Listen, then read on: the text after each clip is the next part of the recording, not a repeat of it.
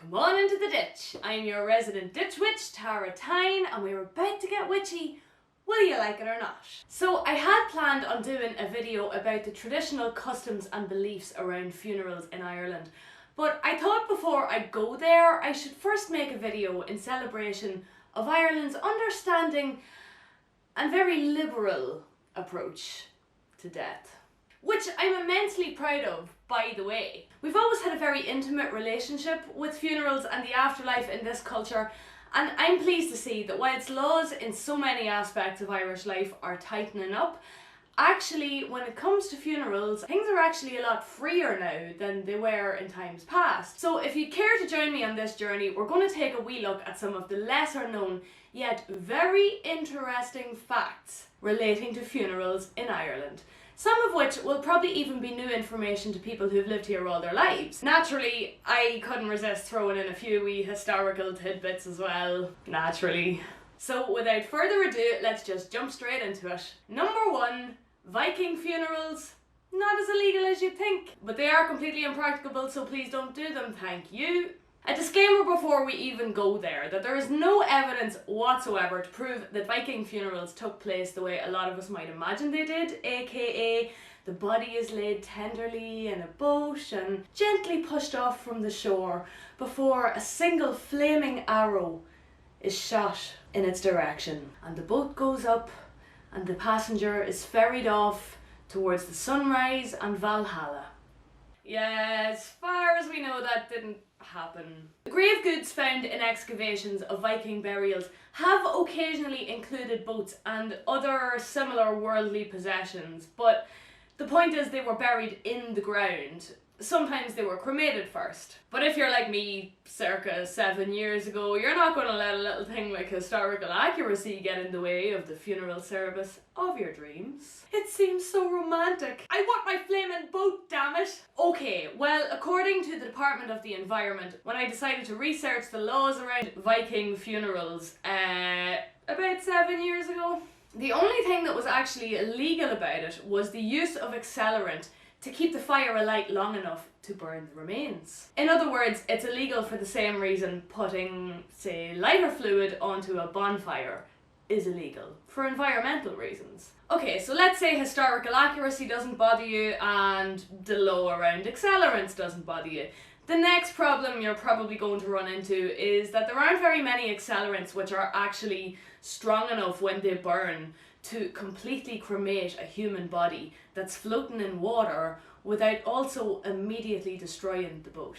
Like, even if you had thermite, let's say, you can get up to over 2000 degrees Celsius with thermite, but that's, you know, gonna obliterate your boat. When somebody is cremated these days, it's in a nice controlled environment inside the crematorium where there's a constant temperature of over 900 degrees Celsius kept for a minimum of 2 to 3 hours. So yeah, even if you manage to get the temperature up hot enough to actually cremate a body, you're gonna destroy the boat and create similarly distressing scenes for the local beachgoers in the coming weeks. There's nobody making sandcastles that day. Having said all that, if you know of a magical, environmentally friendly accelerant and you're a genius at currents and tide times and you have a fireproof boat planned for your funeral, please invite me. Also, if you're aware of any Irish laws that have been brought in the last 6 or 7 years which might render something I've said inaccurate, please drop them in the comments, because I couldn't find anything on the internet with regards any changes in the law since I researched this. But then if it's something got to do with the sea, it's probably EU law and they'll probably have something to say about it, and they're always changing their minds.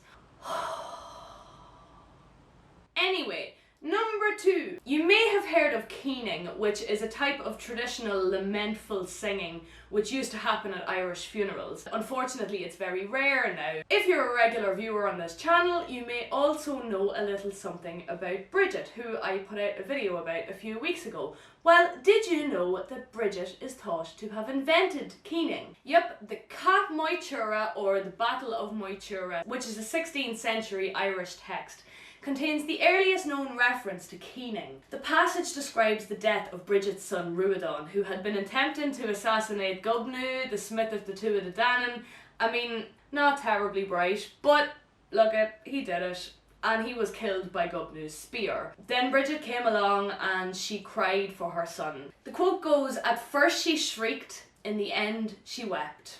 Then for the first time, weeping and shrieking were heard in Ireland." Now you know. Number 3, you don't actually have to be buried in a coffin. As of June the 1st, 2013, you may choose to be buried in an area of the graveyard which has been specifically designated for shrouded burial, once there's no risk posed to health and safety. The pros of this option are it's cheaper and it's generally better for the environment.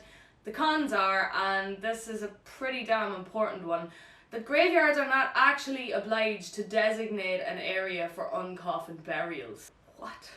Yeah, so if you're not aware of there being one in your preferred graveyard, you may want to get on that rather than your loved ones being told after your unfortunate departure that the graveyard mentioned in your death plan doesn't yet actually provide for that kind of burial. And then even if they did try to get an area designated, they could be told that, oh, such a burial would incur an environmental risk. But thankfully, this is another aspect of your burial that you have some degree of control over, possibly. Number 4, you can choose not to be embalmed. According to citizensinformation.ie, only actually about half of people in Ireland are embalmed, so if you're concerned about chemicals leaching through your lovely shroud and into the soil, well, fear not. Again, if your death plan does not include embalming, it's both cheaper and better for the environment. There is a potential drawback though, and something you may wish to make allowances for. If you've been to as many funerals as I have, you'll know that there are sometimes delays with things. Perhaps there's a wait for a post-mortem or for a crematorium or for a family member to make it home from another country. So this can make it difficult for your loved ones to have a traditional wake of about 2 or 3 days with an open casket without the benefit of embalming, as you can imagine. If you would like to know more of the specific details of not being embalmed, I would highly recommend Caitlin Doty's YouTube channel. It's called Ask a Mortician, and even though she's based in LA, she has dealt with a huge variety of services at her funeral home, so she knows. She knows. Number 5. Okay, if tradition or saving money are really important to you and you have some very determined loved ones, you can actually decide not to hire a funeral director at all. That's right, under Irish law there seems to be nothing at all requiring you to engage the services of an undertaker. There are of course still people you would need to contact in the event of a death, namely next of kin, the person's GP, and possibly the Gardaí as well if a coroner is going to be required. But going back, it was traditional in Ireland that bodies would have been washed and dressed at home by a member of the family or by a neighbour. For example, my own great aunt washed my grandfather's body as recently as the 1980s, although she chose to have the assistance of a distant relative who also worked as an undertaker. And then his funeral directors took care of the details of all the rest of the funeral. And I think the reason for this is pretty obvious. Like, there are so many arrangements to make. When somebody passes away, you usually only have a few days to get your ducks in a row. And even with a very stripped back service, it's bound to be a very difficult time for your loved ones. And personally, I would absolutely want my loved ones to have the support of a professional local funeral director to look after logistics and the thoughtful touches that really make a funeral service personal for the people who attend. But I'm not here to tell you what to do. I'm only here for the facts, people. Fact number 6 is actually a little note about undertakers whilst we're on the subject. In Ireland, the industry is more or less unregulated. Pretty much anyone with enough capital and the correct planning permissions can set up as a funeral director or a crematorium. My opinion on this is that it's a testament to our respectful and understanding attitude towards death in this country that so far there doesn't seem to have been much need for regulation, beyond of course the Irish Association of Funeral Directors, or the IAFD, who say that 80% of funerals undertaken on the island of Ireland are actually conducted by their members, who adhere to the association's code of practice. Of course, with funeral options increasing by the decade here, there may at some point need to be some kind of regulation introduced, but for now, the majority of people still choose to deal with the often long established, often family run funeral directors who have been serving their communities faithfully for generations. Many of these, particularly in rural locations, often rely on other kinds of business to subsidise their income, so it's not uncommon in Ireland to see the same family run a shop, a post office or a pub alongside their funeral home. And personally, you could not pay me to leave a country where a person can walk into the shop to buy an ice cream and discuss their big mad pagan funeral with the person serving it to them. It's so wholesome! And that leads me to number 7. Yep, you can have that big pagan ceremony if you want to, because we have a lot more options for death now than we used to. Pagan services, humanist services. Perhaps you prefer no service at all. Yeah, there's even a website who will cremate your body with no mourners present and deliver the remains in person back to your loved ones for a very reasonable price if you wish to spare them the difficulties of a service. And although cremation was a popular choice in ancient Ireland, our first crematorium only actually opened here in Glasnevin in 1982. It blazed a trail, so to speak, and now we have 7 crematoria nationwide. 3 in Dublin and 1 each in Belfast, Cavan, Shannon and Cork. And there's another one planned for Donegal as well. If you're really more of the spending eternity in a wildflower meadow type of person, you may want to get yourself a plot in the Woodbrook Natural Burial Ground in County Wexford. Run by the Green Graveyard Company, Woodbrook is currently Ireland's only natural burial ground where the land has a second use as a living, developing habitat for native flora and fauna. That's really cool. And this burial ground also features like a woodland area and like an avenue with all these artistic sculptures, and there's a menu of options and prices available for interment and for memorials and dedications too, if you don't actually want to be buried there. But gravestones are limited to a single simple carved piece of stone, so as not to take away from the natural ambience of the space. Beautiful. The other thing that I thought was really cool about Woodbrook is that they guarantee that the burial ground will be used as such in perpetuity, so you can rest in peace. There isn't going to be a supermarket planted over you in 100 years' time. Yay! And if you're properly going for that natural aesthetic funeral, receptacles too are getting more stylish. Like, most funeral directors offer coffins that are woven from willow, which are actually often the cheapest option on the menu as well. The only thing that would be cheaper is actually making it yourself, and if you do that, tag me. I want to know. I've also seen an outlet that specialises in coffins woven from loads of different kinds of things, like there was water hyacinth and banana leaf and rattan, like nice. And yes, you can now become a tree. There's now several Irish outlets selling organic tree urns which allow you to add your loved one's cremated remains inside before placing a sapling which you have to provide yourself in on top and planting it in the ground. And if you like the idea of being turned into something useful but maybe not a tree, there's also jewellery which is designed to open up and allow a small amount of cremated remains to be placed inside so that each of your loved ones can wear you and carry you with them always, which is really nice. And yes, there's even a company in the UK which will mould your ashes into a bespoke vinyl record to create an audio-visual memento for your loved ones. But Brexit developments are likely to have increased the cost of delivery for Irish customers substantially, so that's another thing you're going to want to check out before you pass away. Also, imagine how you'd feel if you scratched your copy. But Tara, I hear you saying, I don't want any of that highfalutin fandango. I just want to be buried in my backyard.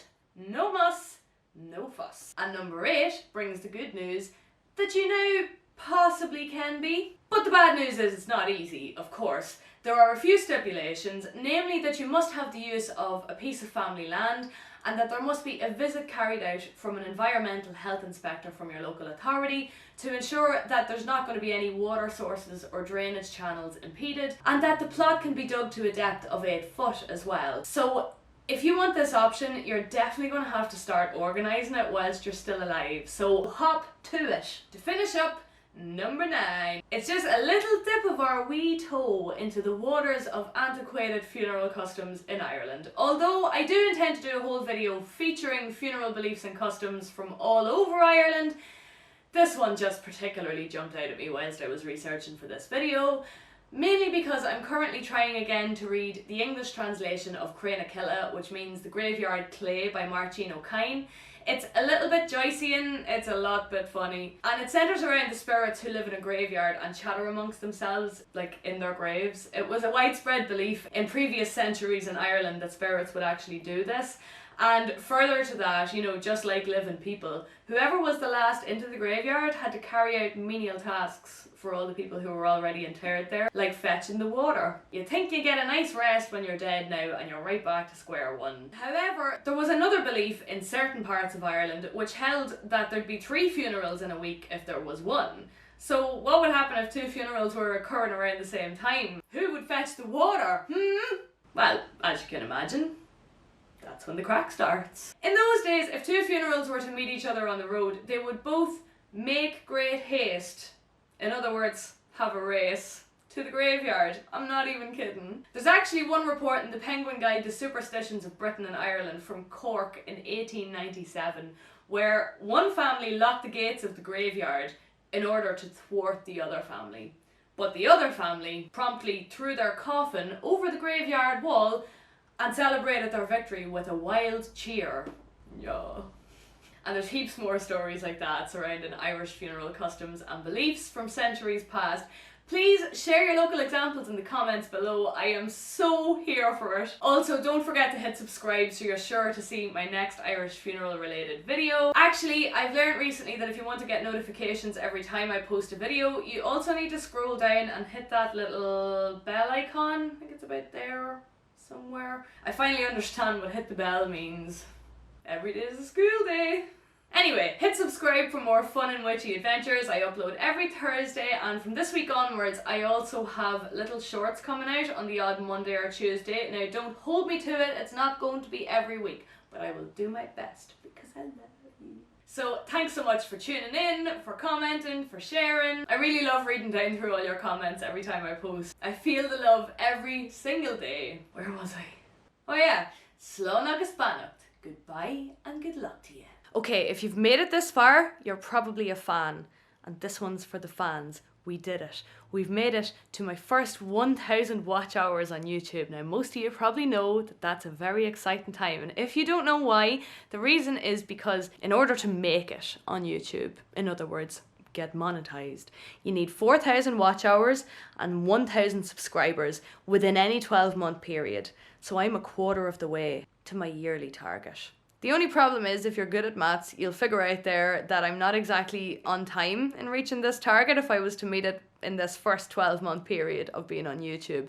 But nevertheless, I didn't think I'd be anywhere near this close at this stage, so I'm just so delighted. And I want to thank you all so much for tuning in, for watching, for commenting. I really do appreciate it. And if you're feeling super competitive and you're trying to think of ways to help me bump up that view rate, well, there is a hack. Don't tell YouTube I told you this. Come here. Shh. You can play my playlists on mute. Yeah, you don't actually have to listen to them. Say nothing, bye.